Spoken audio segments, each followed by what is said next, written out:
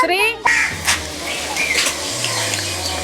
Wow, नारळी भात एकदम easy अशी रेसिपी आहे। कुकर घेतला आहे मी, त्याच्यामध्ये 3 पळ्या तूप टाकायचं आहे। तूप तापलंय, ह्याच्यामध्ये आपण वेलची, लवंग आणि दालचिनीचा तुकडा टाकलाय। आता आपण ड्रायफ्रुट्स तळून घेऊया।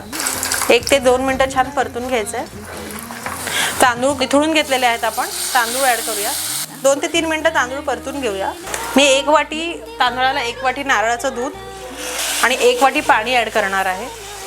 केशरच्या काड्या मी गरम पाण्यात भिजत घातलेल्या, आपण ते ऍड करून घेऊया। आता अर्धी वाटी किसलेला नारळ छान एकजीव करून घ्यायचे। आता केसर काड्यांच्या ऐवजी तुम्ही जिलेबीचा रंग सुद्धा वापरू शकता।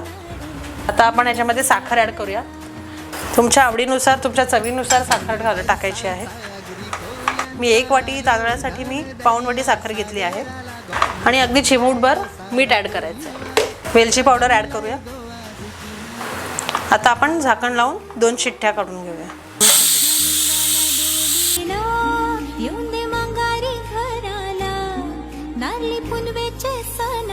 एक नंबर। जर तुम्हाला ही व्हिडिओ आवडली असेल तर प्लीज चॅनलला लाईक, शेअर आणि सबस्क्राईब करा।